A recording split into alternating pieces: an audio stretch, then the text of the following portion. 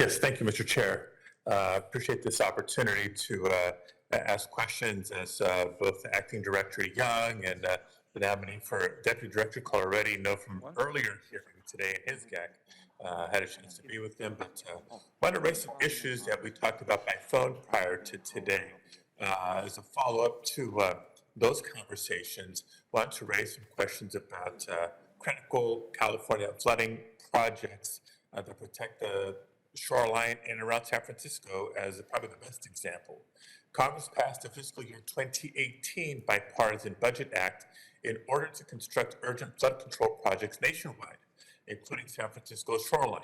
However, inflation, supply chain issues, and the Army Corps' initial underestimation of project costs have delayed these projects, which are now over budget. Easy to get over budget when the Army Corps initially underestimates. So I understand that the delays have been exacerbated by the Army Corps' decision, which is not reflected in statute. And I would note that unless 100% of the project costs are in hand, it cannot move forward with any piece of the project. If the administration hasn't asked for additional funding for this project in its budget, nor did it allocate any in the most recent work plan. You can understand my frustration when the Army Corps says it can't do the project until it has more money. Yet when Congress gives the Army Corps more money, it doesn't allocate any to the project. And this is a project that the Army Corps itself said was critical and urgent, which is why it was on the disaster funding list in the first place. So Acting Director Young, you can imagine you see the absurdity of the situation we're in. Any thoughts on how we can resolve this? It is something I focused on. We are working diligently with the Army Corps of Engineers on their legal interpretations on the mixing of money depending on what bills. You have my personal commitment to find a working solution here. You're absolutely right. If the Corps, if the government tells the community they're going to fund a project, it is unacceptable to leave it not completed. So you have my commitment to find a workable solution here. So, well, thank you for that. Another Army Corps item while I have you. The Army Corps' projects are essential to facilitating commercial navigation, mitigating disaster risk, of course, safeguarding ecosystems, and supporting economic growth.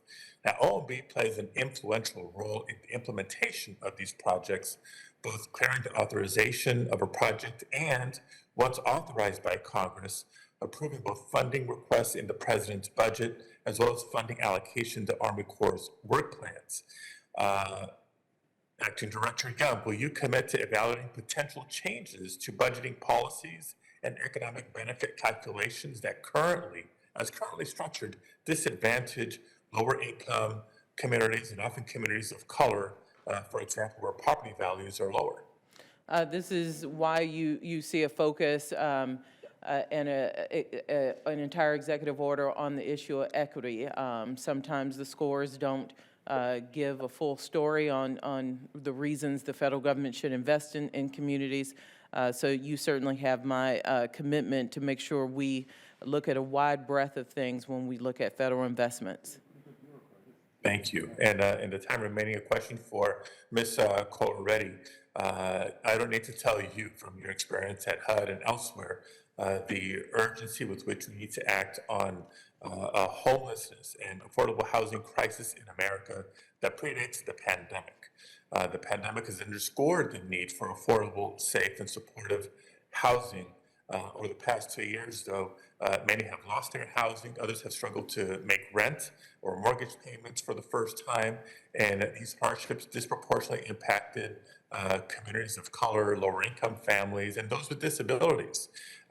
With your previous experience, how can you help shape or strengthen housing programs to better serve the people of our country? Senator, appreciate that question and the chance to talk about this a little bit. My understanding is that the Biden administration has a strong commitment to increasing the supply and the affordability of housing, and in fact, in the FY22 budget, added additional dollars into housing choice vouchers, affordable housing supply, and resources to prevent and address homelessness for our most vulnerable. One of the things I was privileged to work on when I was at Housing and Urban Development was the issue of ending veterans' homelessness. And the issue is a coalition of federal, state, and local stakeholders to really address housing needs for the most vulnerable. And I believe the Biden administration is pointing in the right direction on this. Okay. Thank you very much. Thank you, Mr. Chair. Thank you, Senator Padilla. Senator Van Hollen.